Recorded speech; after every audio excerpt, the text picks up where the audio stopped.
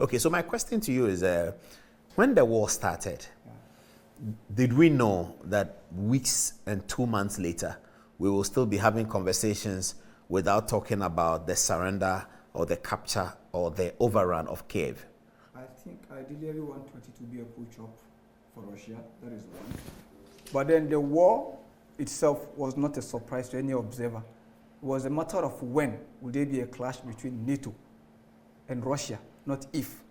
But that hasn't happened, has it? Well, we've already gotten to that point. Yeah, but it hasn't happened. It's already a war between Russia and NATO without triggering Article 5. Yes, but NATO have not acted directly in this war, have they? They have refused to order a no-fly zone. Well, you see, to the NATO side, they are not directly involved in the conflict. When you ask the Russians, if you are channeling arms into the war, to the Russians, they're already part of the war. Well, yes, fair enough. Yeah, but that's not a direct war. That is giving Kiev its ability to protect itself. No, but you see, I've always said that I still don't believe the war in Ukraine is about democracy. It is just about security concern. No, nobody said that. The democracy has never come up. One of the arguments of the West is that democracy, freedom. That's the argument. Well, Russia is arguing on security basis. Russia is arguing on security, but NATO is arguing on what you call sovereignty, democracy in Biden's speeches, as he said. But if we really look at the issue, it's all about security. NATO feels that the more it encapsulates Russia, the safer it is. So, and if you look at, I think for me, I've always said the mistake of Zelensky, he failed to understand the reality of his terrain. But who is the aggressor? Is it NATO or is Russia? Because NATO had not moved into Ukraine. They had not done any physical action or military action in Ukraine, but Russia feels threatened. It may be legitimate for Russia to feel threatened. Okay. That's not the point I'm making. I'm just saying that in terms of aggression, Russia is the aggressor. Well, if we look at it nakedly from the international law perspective, Russia becomes the aggressor. But if you look at international law and begin to add the conventions and history, then Russia is doing what it has to do to survive. But then I've always said Zelensky made a mistake. You see, Ukraine, unlike Ghana, is not a normal state. Ukraine is a buffer state.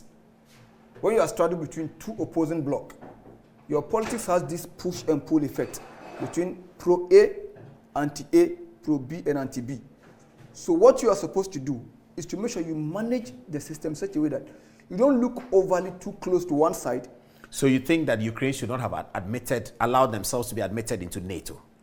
You see, the fact that Ukraine is openly saying it's going to join NATO itself is automatically taking a side when you should have just remained neutral. Because if you look at Zelensky, one of his offers is... What was Ukraine's reason for doing that? They were invited by NATO? Or they needed protection from NATO against a future Russia incursion? They said they needed protection.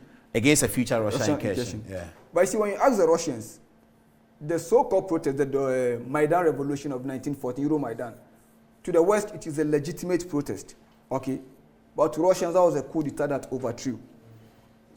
Yeah, so who is this? And another problem Russia had initially was that the attack was uncoordinated, disorganized. When they started? When they started. So if you look... But that's not forgivable for a world power, military power like that. No, you see... Why did they go into such a major war uncoordinated? You see, I think one, they underestimated the Ukrainian resolve to resist. They failed to realize that the West might actually come in. And then, thirdly, there was a rivalry between the armed forces.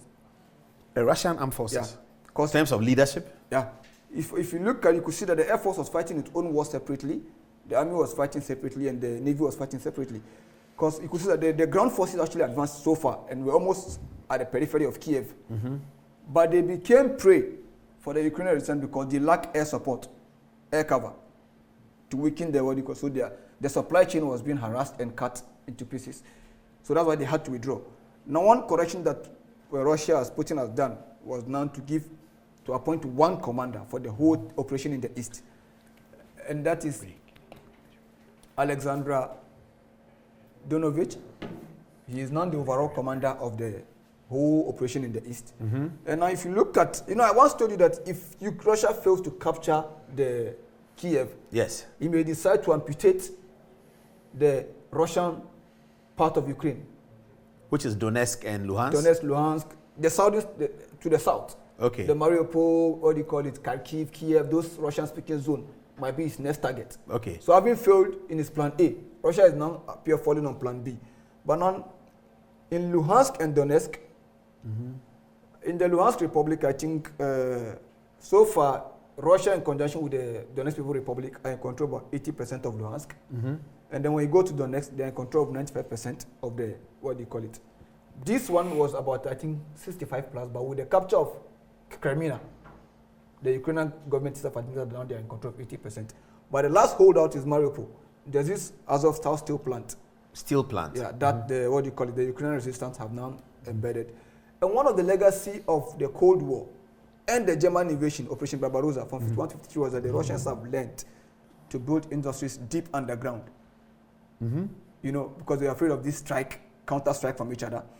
So the steel plant itself has a lot of underground bunkers and complexes. Where they do the manufacturing? Yeah, so that in case they're at the surface level... Yeah, it won't destroy the factory. Yeah, it won't destroy the productivity. Because that was one of the reasons why Russia was able to survive. Soviet Union was able to survive Nazi attack. They had underground factories working to counter the, what do you call it? And aside that, we can't rule out US support in that period. So now, because of that, storming that place, the cost will be very high for Putin. That's why the Russians are still holding and trying to negotiate a surrender. And then if they're able to capture Mariupol, now they'll be able to create a land corridor from Crimea, which they captured, annexed in 2014, straight through Mariupol, through Luhansk. And that could be two things. It could be satisfactory for Putin if he feels okay. Then he could go to the peace table and try to find one and use that as a basis to negotiate. Let's run through it But quickly. It could also serve as a staging point for further attacks. Yeah, because he can now put his now territory there. But the civilians there, are they happy that Russia is there in Donetsk and Luhansk?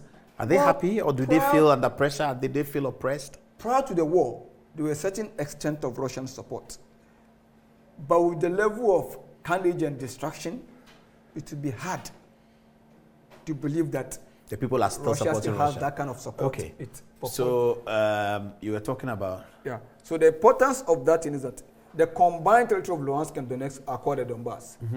And it has a lot of industrial, I think some of the industries of the Ukrainian government is there. And forget about the communist argument of Lenin and the rest. Lenin is a die-hard Russian nationalist. Let's put the communist issue aside. So one thing they did was that most of the industries were around the east where you have the Russian speaking, not the west. And if you look at Stalin, Stalin had to amplify Russian nationalism whilst bearing his own personal Georgian identity in order to remain the head of. So forget about the communist argument. These guys were just die-hard Russian nationalists. And then one implication of another thing is that the West is now shipping advanced armament into Ukraine. Especially the United States. So when you ask the Russians, they will tell you NATO is already a party to the war. Vladimir Putin threatened America for that. But when you ask NATO, they feel that they are still not party to the war. Because it's America that is taking a unilateral position. No, but I think it's not a NATO position. No, the whole NATO countries are sending arms, I think. America has announced that they are sending arms. Has Britain announced they are sending arms? Yeah, there's this issue that popped up that some British SAS, Special Air Service fighters, actually in Ukraine. And there's this, it was rumored on the Russian... but that's rumor. America has actually made a public statement. The Russians took it serious to the point that they are not investigating the matter. Yes, fair enough, but we can't deal with that because it's rumor. So I'm saying that what we can deal with, the American president said that he has given NATO, he has given Ukraine support. That we can deal with. But we can also see that the other countries are also sending weapons. Canada, Australia sent Bushmaster 8. Announced by Australia? It's sent actually. Has it announced by Australia? And exported. Yeah, announced by Australia, you can deal with it. Yeah. And so, but then the global implication of this thing, and these are some of the hobbies, this is what America is sending to 155 mm. Could that be the reason why Kiev is still within the control of Ukraine? Could this support be the reason? I think for Kiev being under control of the Ukraine was that the Russians overstretched their logistics. So they had weapons to fight for some number of these. Yeah, but Kiev has had time now to prepare itself for its defense. And with the American support of equipment, that could be significant. No, it's actually making impact. I think there was this Russian ship that was sunk, Moskva, that was sunk recently. But then that wouldn't alter the balance of forces.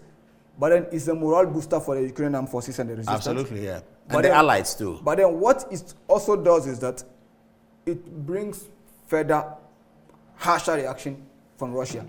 Yeah. So these are the same, what do you call it? So what do we need to see? What should we be looking for in the next few weeks? I think from where I see it, we're already at a war between NATO and Russia without triggering of Article 5. Okay, you think that Russia is going to provoke NATO stronger into the war by deploying a missile on one of the NATO capitals, London, New York, Washington, D.C.? No. You think they're going to do that? That wouldn't happen. But Russia will continue on its offensive.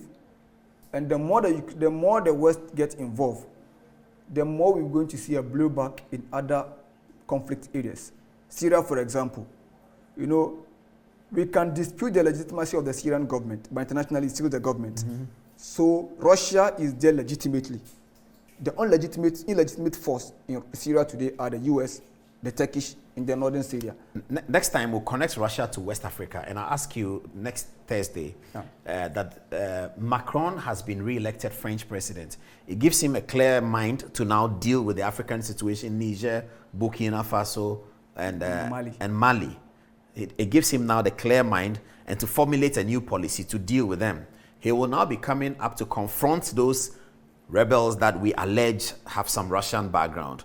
Russia itself is being stretched in the war in Europe against Ukraine. Yeah. Could this be an opportunity for the French to come in and recapture Africa now that their politics is settled? Because Macron has been running elections, he's not had the presence of mind to focus on the African challenge. Now that he's been re-elected, and happily so with a comfortable majority, he now can formulate policy and deal with the West African problem in the same way as if he's dealing with Russia in a proxy war. So Thursday we'll deal with that. We have to end this right now. That was our conversation on Ukraine.